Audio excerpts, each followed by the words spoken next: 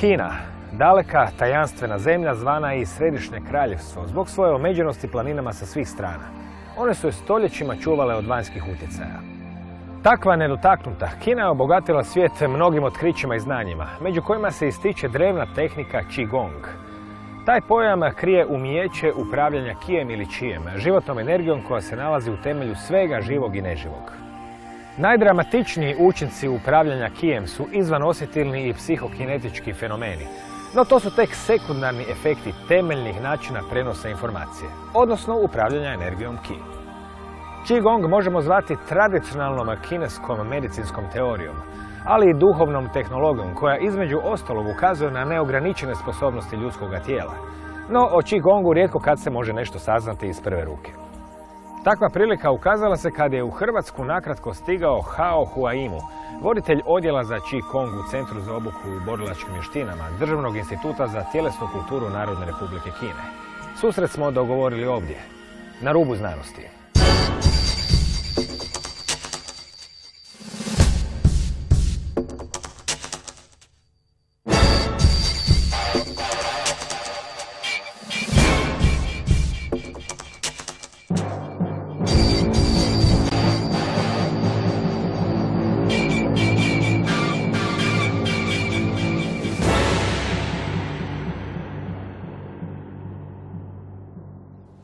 Dobro večer.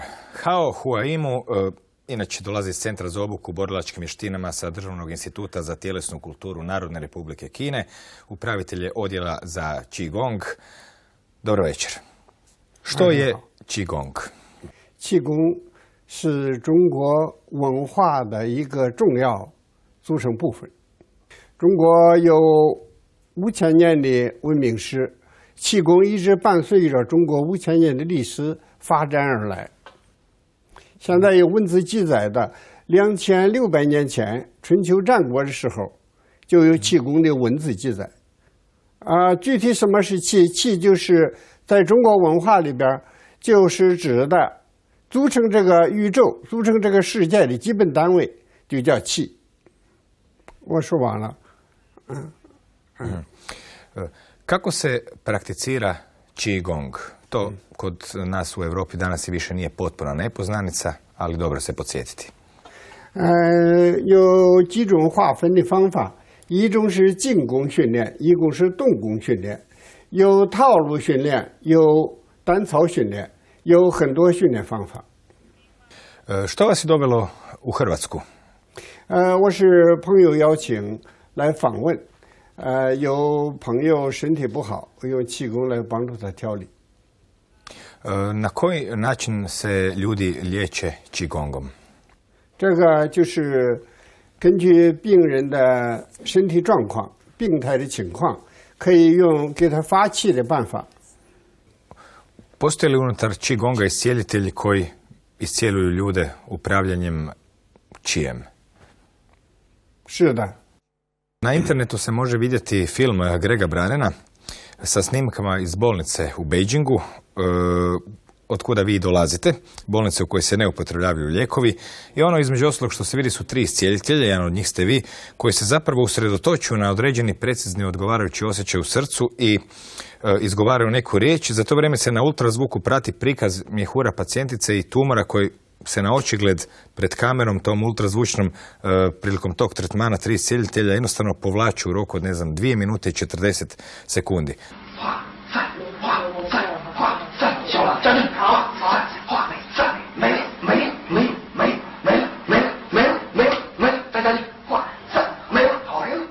Kako se postiže takav nevjerojatni učinak? 刚才他讲这个看到这个资料，我相信这个资料报道是属实的，是准确的，因为我见的太多，我也经历过很多。 Na temelju čega ili kako funkcionira takav način koji je za Zapad dosta dramatičan i na granici sa čudom? 这个涉及到一个气功的深奥的一个科学理论、科学技术。 Možda bismo mogli taj odgovor povezati sa nekim spoznajama koje na zapadu već postoje. Primjerice, izmjereno je da kada u srcu gajimo određeni osjećaj, da se unutar našeg tijela stvaraju neki električni, elektromagnetni valovi koji se šire izvan tijela. I to čak i kilometri iznad tijela. S druge strane, također možda bi se mogli svrnuti pažnju na to kako se na misao gleda na zapadu, kako na istoku. Misao naravno smatramo električnim impulsom između neurona. Što je misao iz perspektive Qigonga? 这是今天我想要给克罗地亚的朋友介绍的一个重点，就是它的道理、它的理论、它的内在机制。我可以讲一下，由于这个气，这个刚才讲的，它是构成这个世界的基本的物质。这个气是最原始的源头的构成这个宇宙，我们生活在宇宙，追根溯源，最后归到就是气。气经过它的演化，最后形成了万事万物，最后包括我们这个人，最终这个发展，它追根溯源还是气。因此，它是构成这个宇宙的原始的材料、原始的物质元素。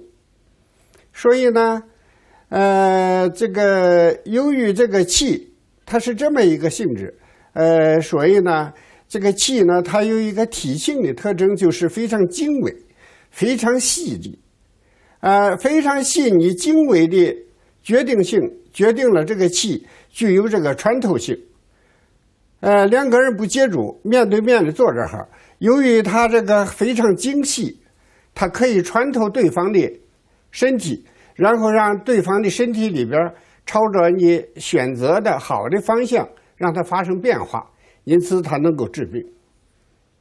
Bolnica u kojoj je snimljen ovaj dramatični film, koji je pretpostavljam samo vrh sante leda, taj tumor koji nestaje pred očima na temelju usmjeravanja energije ili namjere trojce iscijelitelja, pretpostavljam da ima i svoj širi kontekst.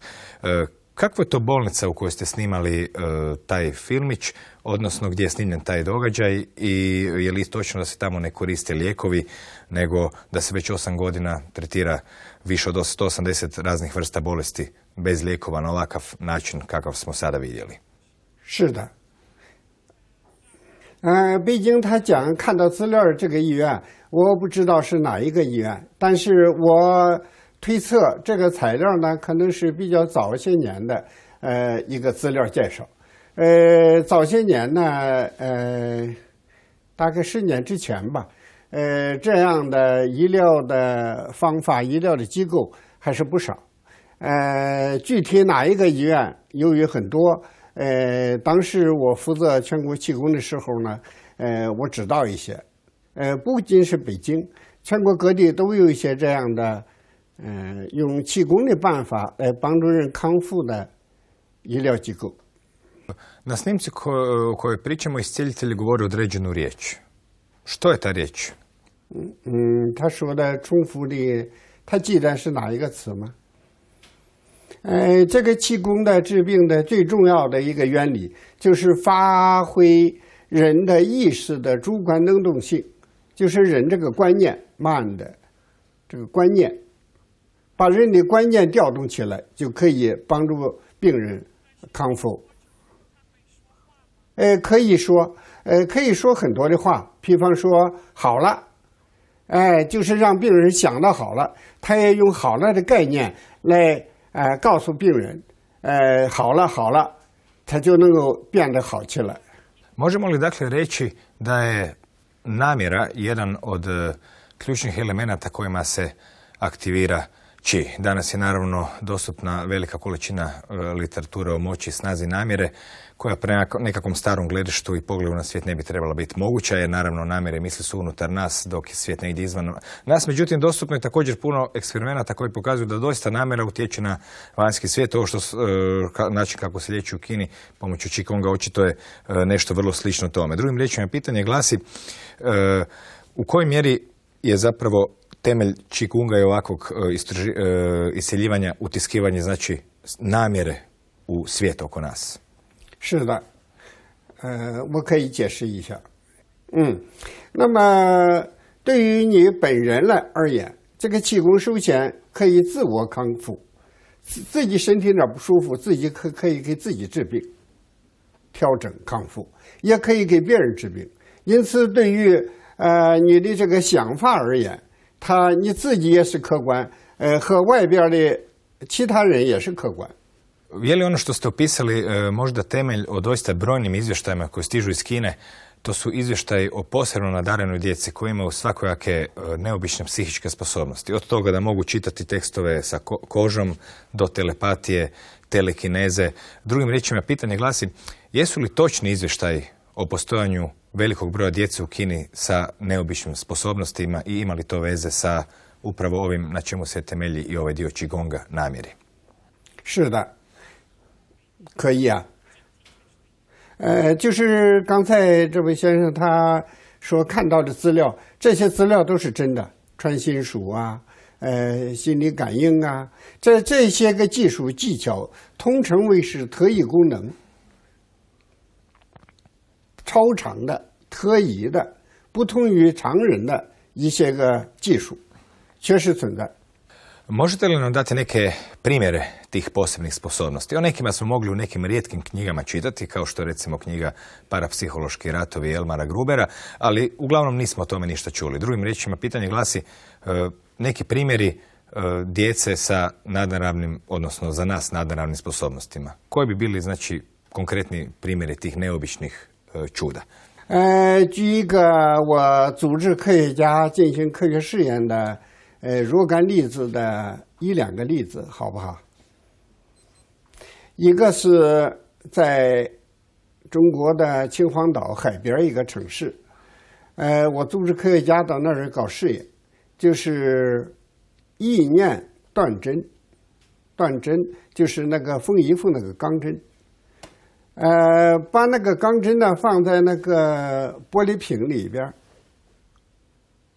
做上这个方位的标志，防止作假的标志，然后选了5个孩子，围成一圈，大家一起喊断断断，就是断针，想到把这个玻璃瓶里边那个针呢给断了。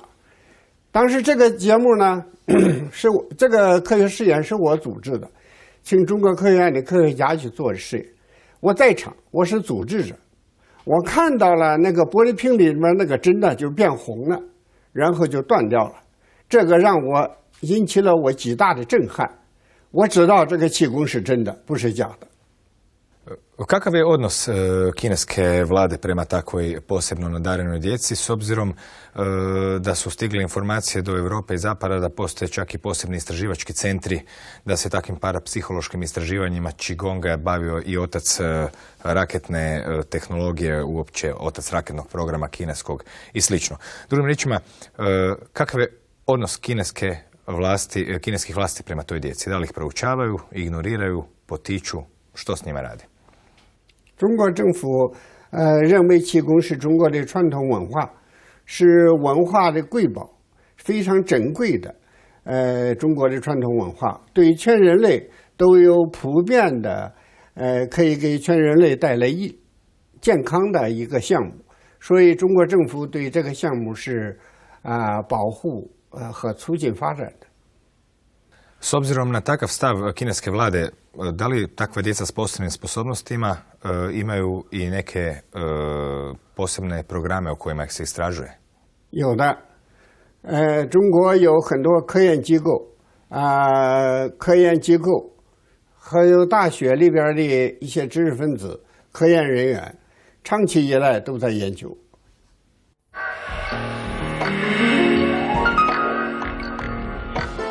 Mada esencija ostaje ista, kod vještina toliko starih kao što je Qigong, jedino je promjena stalna. Zato koliko perspektiva i iskustava, toliko pitanja i odgovora.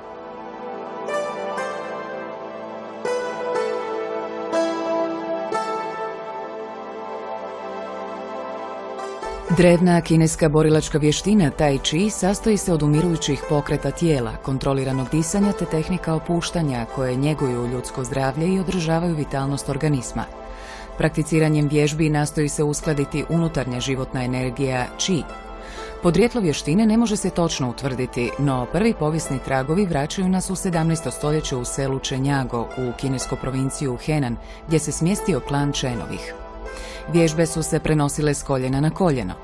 Majstor Chen Chaowan predstavnik je 19. generacije obitelji Chen. Glavni je nositelj i čuvar njihovog izvornog stila Chen.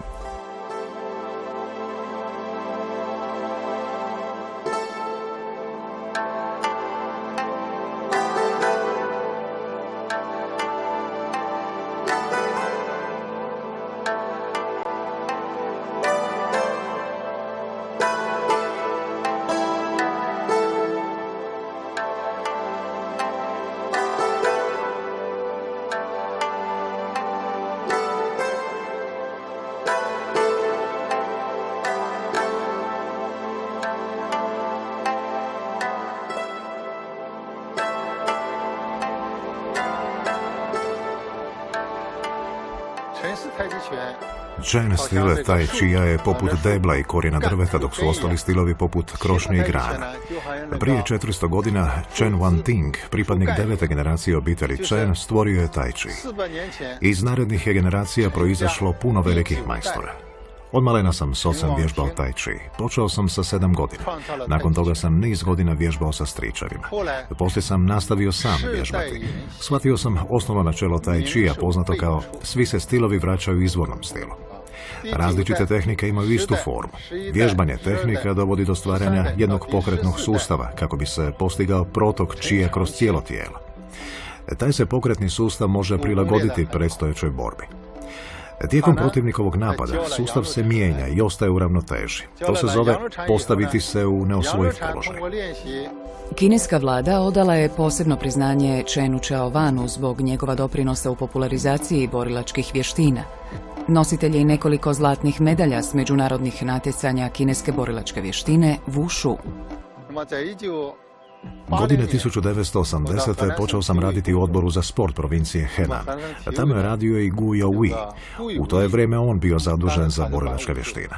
Rekao mi je kako sve ostale borilačke vještine imaju osnovne tehnike, a naš Chen stil nema. Objasnio sam mu da su naše osnovne vježbe stari okvir i njihova prva forma. Rekao je da su te tehnike prekomplicirane i pitao me je li moguće da ih pojednostavim. Pristao sam i tako su nastale današnje osnovne tehnike, takozvani stil namatanja svile.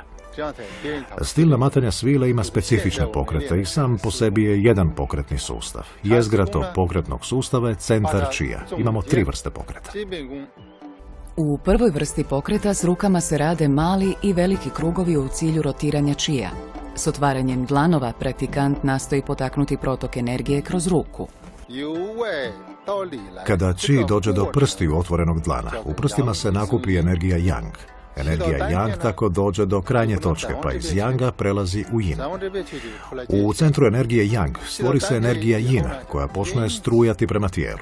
Taj proces tijekom kojeg či struji iz prstiju prema tijelu zovemo yin nastaje u centru yanga. Tako či stigne do leđa, do ramena, do lakta i do dlana. Taj proces zovemo yang nastaje u centru yina. Jednaka načela vrijede i za dlanove, stopala, koljena, ramena i kukova. Jezgra je u tijelu. Donji dio tijela prati većinu pokreta gornjeg dijela, premda se neki pokreti razlikuju. Či dolazi i odlazi. Pokreti nalikuju namatanju svile. Tijelo se rotira, ili lijevo, ili desno.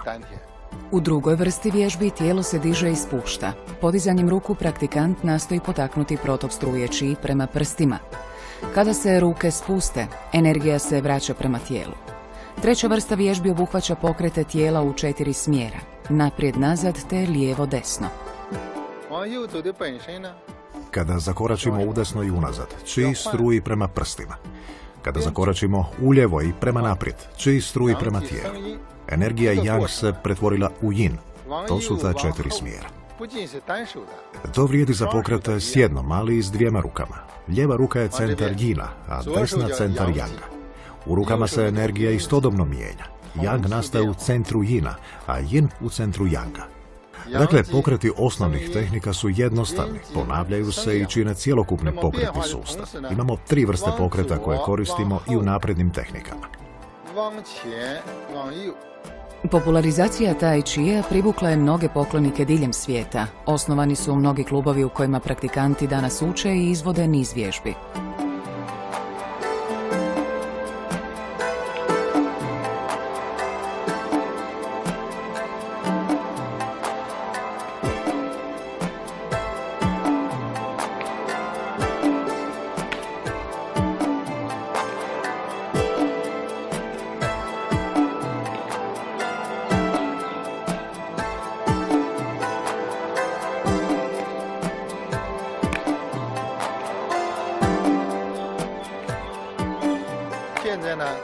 U današnjem svijetu strojevi su zamijenili ljude. Mnogi ljudi imaju uredske poslove, ne kreću se dovoljno. Vježbanjem tai chia tijelo postaje jezgra energija, ta je jezgra izvor života. Ako je chi u tijelu jak, onda smo mi zdravi. Ako chi oslabi, osjećamo se umorno. Ako nestane iz tijela, to je naš kraj. Chi u jezgri održava naše zdravlje. Prema teoriji kineske medicine, gdje postoji protok čija, nema boli. Gdje postoji bol, nema protoka čija. To vrijedi za trup, za zglobove, za unutarnje organe. Struji kroz unutarnje organe, kroz kožu, kroz sve prokrvljene dijelove tijela. Na mjestima gdje je protok čija nedovoljan, nastane bolest. Tijekom vježbanja nestaju moguće blokade čija. Cirkulacija se normalizira, što ima veliku ulogu u prevenciji i liječenju bolesti. Osim fizičke usklađenosti tijela i pokreta, tai chi ne zanemaruje ni psihološku ravnotežu osobe. Prema teoriji o Yinu i Yangu postoji vidljivo i nevidljivo. A što je nevidljivo? Naš chi, naša svijest i misli su nevidljive. Premda je nevidljiv, isto čini tai chi sferu. Kada nešto namjeravamo učiniti, poveća se razina Yanga, osjećamo uzbuđenje. Kada završimo radnju, razina Yanga opada. Vraćamo se u ravnotežu i osjećamo se ugodno, zar ne? Ono što želim objasniti jest da u našim životima postoji i ono dobro i ono loše. Ako se samo usredotočimo na loše, sfera će nam se preokrenuti. Teorija Yina i Yanga pomaže nam vježbati tijelo i te nas održava psihički i fizički zdravima. U Americi i Europi ljudi se ne bave dovoljno sportom, a kada bi više ljudi vježbalo tai chi, iskorijenile bi se mnoge bolesti.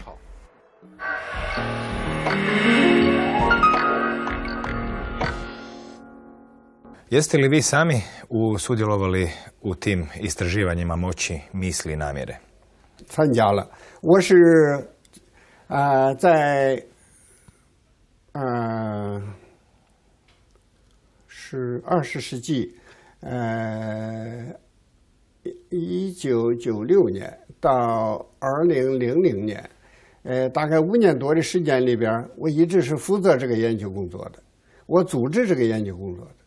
96年00年吧。Možete li nam opisati konkretno nekoliko eksperimenata vezanih uz utjecaj misli i namjere na fizički svijet? 很多很多，举几个例子一个两个，OK， 比方说组织科学家在中国的著名的一所大学 University， 交通大学，上海的交通大学，和复旦大学都做了这个比较尖端的科学试验，其中一个是叫拉曼试验，激光拉曼。这个我往返呢，陪同科学家，率领科学家到大学里边实验室，在激光拉曼这个机器上做了反反复复做了若干次试验，都得到了反复的证明，这个气功里边的神奇的部分它是客观存在的，人发出来的外气是客观存在的。这个事情引起了我们当时中央的重视，还到中央里边做了汇报。 Također sudjelovali ste u nekim eksperimentima u Europi, konkretno u Njemačkoj. Konkretno, koliko sam uspio saznati, predmet je bio češnjak. Što se tu istraživalo i kakvi su bili rezultati? Možete nam opisati? 可以，当然可以。我在欧洲呢是2006年，到2009年，这3年多的时间里边，多次来欧洲，到德国、意大利，主要这2个国家做了很多次的这方面的研究，包括治病。那么关于大蒜的试验呢，那是我跟当时我所在的叫德国一个西部一个城市叫库布伦茨，库布伦茨呢，有一个医院呢，聘请我在那里这个工作，我就做了大蒜的试验，我就做了4个盆种蒜，在同一个时间、同样的土质、同样的阳光、空气情况下，种了4盆。其中这个一盆呢，我发意念，让这个蒜出来的时候呢，出来这蒜苗啊，要这个要求他给他意念，让他出来是矮一点、胖一点、粗一点。另一盆呢，对应的就是细一点、高一点。这就是两盆了，对应的，对吧？还有两盆呢，就像农民种蒜一样，大地里种蒜不加意念，随便它长。我就期待着这样的结果，看能不能得到证实。令人兴奋的是，完全如愿以偿。我发的意念，完全得到证实。蒜要不了，也就是有2-3个月吧。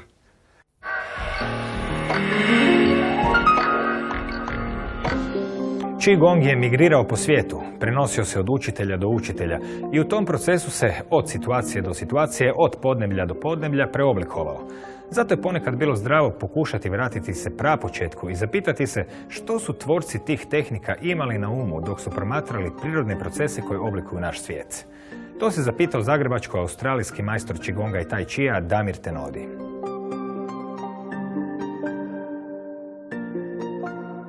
Qigong je sustav vježbi drevne kineske vještine namijenjen očuvanju zdravlja, osnaživanju organizma i sprječavanju senilnosti.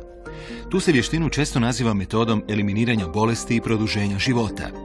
U kontekstu terapeutskih tehnika, majstori Qigonga tvrde da tako mogu uravnotežiti metabolizam i životnu energiju Qi. To postižu putem tehnika disanja, koncentracije, vizualizacije, mentalnog mira i različitih položaja tijela. Damir Tenodi učitelj je terapeutskih borilačkih vještina, majstor Qigonga i Tai Chia. Autor je nekoliko knjiga na tu temu. Od ranih 1980-ih taj Zagrebčanin živi u Australiji. Njegovo istraživanje drevnih kineskih vještina počelo je s pitanjem što su tvorci tih tehnika imali na umu dok su promatrali procese prirode koji oblikuju naš svijet. Zaključio je da te tehnike odražavaju jezik duše i uma, svojevrsnu filozofiju življenja. Damir Tenodi tako se našao na putu oživljavanja izvornog duha kineskih vještina. No kako je nastao Qigong? Bodhidharma je bio indijski redovnik koji je došao u Kinu da širi budizam. I osnovao je Shaolin, najpoznatiji samostan, i tamo je podučavao budizam uz meditaciju. Zato jer se vjeruje da bez meditacije ne može se razumjeti niti spoznati učenje, a to je u tom slučaju bio budizam. I redovnici su trebali meditirati par sati na dan i onda je Bodhidharma vidio da su ti redovnici slabašni, fizički, i da ne mogu izdržati duge sate meditacije. Pa onda je smatrao da bi im bilo dobro osmisliti neku vježbu koja bi im podigla energiju u tijelu, koja bi ojačala tijelo, tako da mogu nastaviti sa svojom meditacijom i studiranjem svetih tekstova, naravno. I onda se on kao po legendi povukao u šumu i nakon par godina, promatrajući divlje životinje, meditirajući i studirajući svete knjige, kreirao i sastavio prve Qigong vježbe, koje su naravno bile i temeljene na indijskoj jogi, jer je Bodhidharma bio indijski redovnik. Znači, ali u isto vrijeme postojale su i neke taoističke vježbe disanja koje su uključivale osnovne pokrete. Znači, on je to sve integrirao u prve vježbe za koje kažu da su se zvale Lohan Kung. A Lohan znači prosvjetljen čovjek ili mudrac. I on je osmislio tih par prvih vježbi koje su se kasnije razvile ili u borilačke sustave ili u terapeutske sustave. Ali se ne smije zaboraviti da se u tom Shaolinu nije podučavao samo Qigong ili kasnije borilački stilovi, nego da se prvenstveno podučavao budizam i da se radila meditacija. Znači, samo kroz tišinu u tišini, u meditaciji, moglo se razumjeti što je Bodhidharma htio reći, što je Buda htio reći, kako to razumjeti i onda primijeniti u svom životu. Sve Qigong vježbe, bilo da je riječ o vježbama disanja ili držanju različitih položaja tijela, izvode se u stanju potpune mentalne opuštenosti. Opušteni um aktivira mehanizme koji svaki naš vanjski pokret povezuju s unutarnjim mirom, zbog čega je djelotvornost vježbi proporcionalna sa stanjem opuštenosti. Prva asocijacija koja se veže uz energiju Qi jest zrak koji udišemo. Pravilno disanje veoma je važno u Qigongu.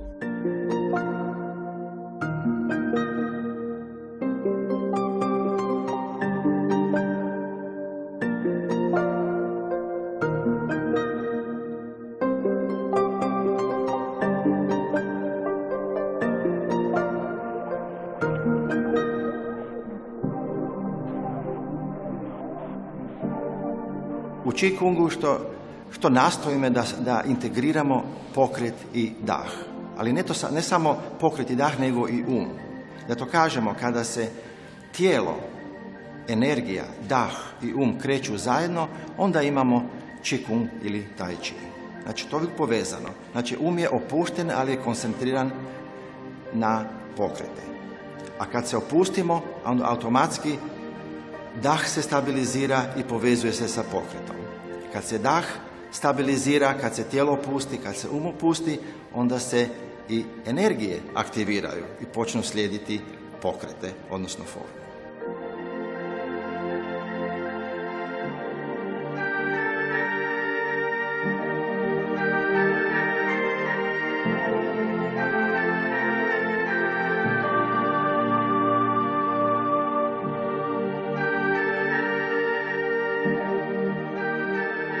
Qigong i drevna kineska vještina Tai Chi međusobno se nadopunjavaju, no postoje i određene razlike.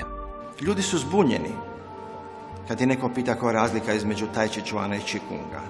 Najbolje je smatrati Tai Chi Chuan kao vrhunskom formom Qigonga. Jer Qigong znači energetska vještina, a u Tai Chiu je ta forma dovedena do savršenstva. I naravno ovisi kako se podučava i kako se uči. Ali Tai Chi je. Znači, aspekt Tai Chia je rad sa energijama. I po tome spada u Qigong vježbe. Ustrajnost u vježbanju odražava nečiju snagu volje i odlučnost, pa se ta osobina u Qigongu posebno cijeni. Majstori smatraju da se vježbanjem njeguje i podržava iskonska životna energija Qi, koja tako dovodi cjelokupni organizam u ravnotežu. Tehnikama se jača dah, umna koncentracija i držanje tijela. Postoje brojne škole i različiti stilovi Qigonga.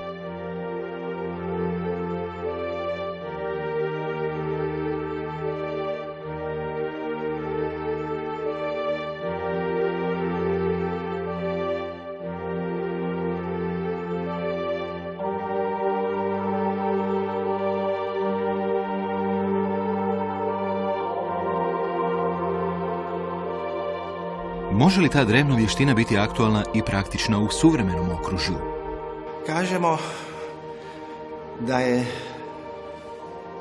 moderno vrijeme kriza, emocionalnih, mentalnih, fizičkih. I modernom čovjeku stvarno treba neke vježbe koje bi mu ojačale tijelo, koje bi mu podigle vitalne energije i smirile um. I da onda u takvoj smirenosti i malo ojačan fizički, da počinje razmišljati o svom životu. I kad je tako pripremljen fizičkim vježbama, kada je pripremljen disanjem i meditacijom, onda uvodimo učenje. A kakvo je to učenje? To je jednostavno učenje. Učenje koje sam rekao da se zove nastojanje, po mojem, koji je kreirao, osmislio moj učitelj majstor Ananda. I što je nastojanje? Nastojanje je osmišljavanje življenja u svijetu u skladu sa naravi svoje duše. Znači, jako jednostavan koncept, ovako kad se izrecitira, ali primjena je jako teška. Znači, ona zahtijeva trostruku angažiranost i zahtijeva trostruku svjesnost. Nakon toga i što proizlazi je trostruka odgovornost prema sebi, prema svijetu i prema njemu, izvoru, svemiru, kozmosu.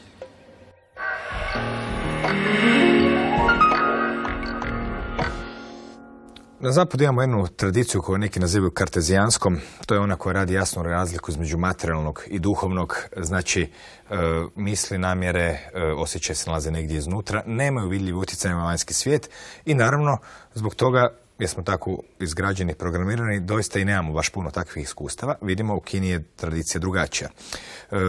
Na koji način se ta svjesnost koju ovdje na zapadu promatramo kao nekakvim fenomenom koji je nastao u umu, u glavi, u mozgu čovjeka, na koji način se promatra u Kini? Odnosno, kakav je odnos vanjskog i unutarnjeg svijeta, odnosno materijalnog i duhovnog, kakav je pogled na to u Kini i Qigongu?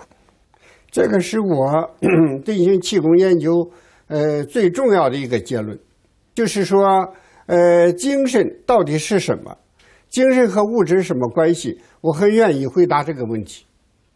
你告诉他，我很愿意回答，然后我就回答。这是一个根本的理论问题，我很愿意借这个机会给克罗地亚的朋友和观众人民做一个详细的介绍。好，那么首先呢，精神、意识、观念、信仰等等，属于精神范畴这一部分的东西，怎么定位？它到底和物质是什么关系？我先把我的观点呢，介绍一下。我认为，精神也是一种物质，是一种无形无相的特殊物质。这种物质它高于这个一般的我们说的那些个有形有相的这些物质，这正是气功的奥妙所在。看来的物质呢分三层次的物质。第一层就是我们一般说的物质，就是说实体性的有硬度、有热度，有强度，这一类大家都承认的、看得见的这种物质。这种物质呢，它叫做实体性物质，它是以质量为特征的，这是第一层。第二层属于场性物质，比方说这个我们现在电视台发出的这个信号，在这个交流电的运行下，发射台外边就会发出来一个场，这属于场性物质，它也是物质，这属于能量性质的。第三层就是人的这个意识，就说到气了，混元气了。这一层物质现在人类还没认识，以为它是非常神秘的东西。恰恰我们中国的气功研究发现，看不见这一部分东西是更高级的一种物质。所以说这是叫三层物质。是的，这一部分是核心问题。你告诉他这是核心问题，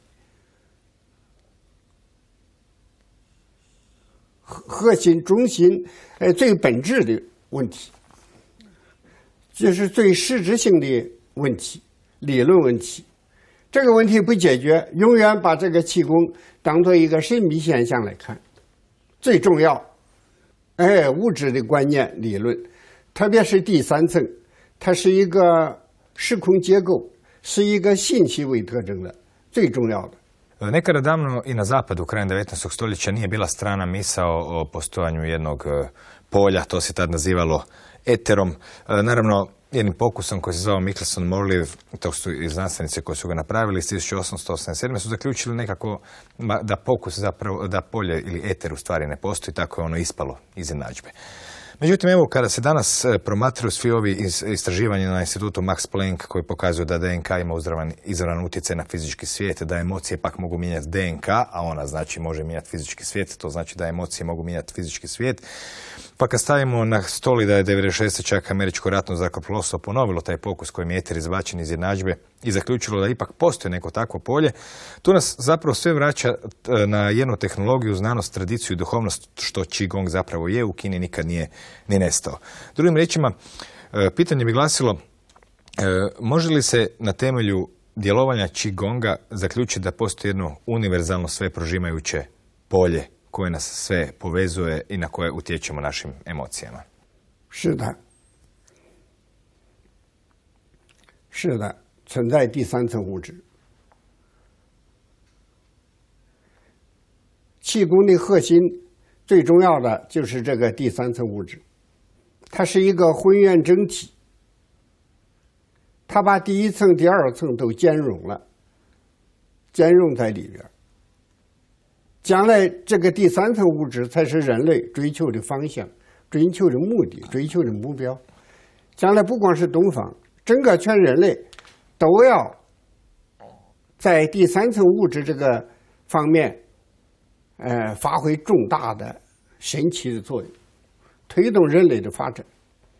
U proteklih 10-20 godina u Kini je rađeno dosta eksperimenata sa nekim talentiranim majstorima Qigonga poput Jana Xina i ustanovljeno da je on doista u laboratoriju mijenjao molekularne strukture raznih supstanci, razne parametre kao apsorpciju ultraljubičastih zraka, karakterističnih DNA preparata i slično. No, što je još zanimljivije, on je takve uspješne rezultate postizao čak i s udaljenosti veće od 2000 km. Pitanje mi glasilo, je li za usmjerenu misao i namjeru udaljenost prepreka? 距离是距离这个词吗？不是波兰那个距离夫人吧？不是，就是指的这个我和你有多远的距离啊 ，far 还是 short 啊？这个这个距离呢，在气功来看，真正进入了超常智慧以后，没有距离感，超距离的。它不是物理层次的概念了，没有距离了。举一个太极拳推手的例子就清楚了。太极推手呢，练到一定的气的状态以后，可以不必接住，就可以把对方控制了，发放出去。就是说，太极拳，中国的这个气功的一个非常精华的一个项目叫太极拳，知道哈？太极拳推手就是两个人在比较技术的时候，最初是接触，接触 touch， 练到一定程度之后不用接触 ，no touch， 就可以把迫使把对方就给扔很远，扔出去了。是不是距离的概念，超距离了。S obzirom na dugu tradiciju, više tisućljetnu Qigonga u Kini, koja nikad nije nestala, ipak pitanje se nameće u kojoj mjeri je on prisutan danas u Kini. Dakle, u široj populaciji raširen među djecom, koliko ga mladi prakticiraju. Kod nas na zapadu on je jedna ovako egzotična vještina kojom se neki bave. Zanima me da li možda u Kini je stvar drugačija i da li je Qigong prisutan u raznim populacijama i da li se uči od malih nogu. 明白。这个项目适宜于老年人、青年人，这个男人、女人，各阶层的人，所有的人都可以练，因为它是一个健身的、康复的、开发智慧的一个优秀项目，谁都可以练。看到公园里边能看到很多人在练。Znači li to da je Qigong jedan sastavni dio svakodnevnog života u Kini, da ga se može vidjeti na raznim mjestima? Gdje ga se uopće najčešće vježba? 到了中国以后，我们国家有专门管理的机构，这些管理部门可以带着他，带着你们去到练功的地方去看。对对。就是可以到公园里看到很多人在练，很多人在家里也都在练，在学校也可以练，在休息工作单位中间休息的时候也可以练。S obzirom da je Qigong pokazao toliko beneficija za zdravlje, s druge strane beneficija za duh i u konačnici je čak se prikazao ne samo kao tradicija, ne samo kao duhovnost, nego i kao neka vrsta duhovne tehnologije, kao neka vrsta tehnologije korištenja namjere i misli za utjecaj na vanjski svijet, bez obzira pričamo li o nadarenoj djeci u Kini ili pričamo o ovakvim načinima iscjeljenja pomoću namjere i misli. Pitanje bi glasilo, zbog čega je ta tehnika izvorno kineska zapravo toliko u Kini dugo živjela i preživjela, a drugdje po svijetu je nikad nije ni bilo ili je zaboravljena? 这个是一个学术问题，历史学术问题。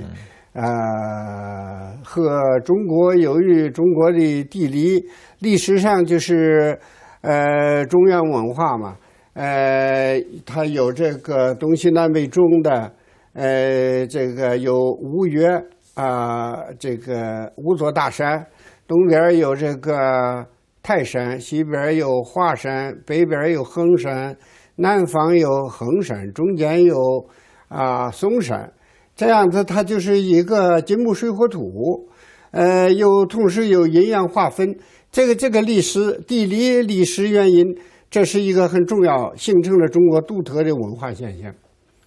Za kraj, imate li neku poruku za ljude iz perspektive, dakle, Qigonga, odnosno, rekao bih drugim riječima, iz perspektive poznavanja te prirode stvari, te sve prožimajućeg jedinstva i koje je naravno vezano za zdravlje čovjeka, za duhovno zdravlje, fizičko zdravlje, a također i za samo očigledno prirodu naše stvarnosti, odnosno što ona u stvari jest. Drugim riječima, imate li neku poruku za ljude temeljenu na znanjima iz Qigonga?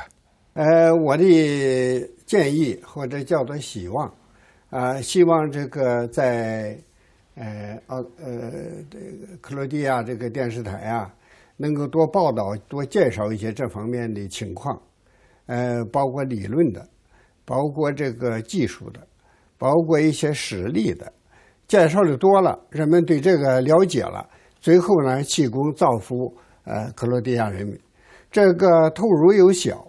能够获得这个很好的效益，很多疾病，通过练气功不治自愈，用不着费那么大的代价，国家花那么多的这个医疗经费去来为着人们的健康，这些通过锻炼人就健康了，多好啊！ Gospodine Hao Huaimo, hvala vam na gostovanju i sretan put natrag u Kinu. 谢谢。 谢谢. Hvala i vama na pažnji. Bila ova priča ili barem pokušaj jedan mali, više ili manje uspješan osvjetljavanja jedne tradicije koja u isto vrijeme i tradicija i filozofija i duhovnost i alat i zapravo tehnologija toliko s jedne strane sofisticirana i napredna da je teško čak i zamisliva u svijetu koji se temelji na mehanici i strojevima. Ta se tehnologija temelji na usredotočenoj namjeri, na protoku jedne životne energije, a usredotočiti namjeru nije baš uvijek tako lako kao što se može činiti na prvi pogled, jer kao što znamo naš je vrlo svojeglav i živahan stvor. Do neke sljedeće prilike, laku noć.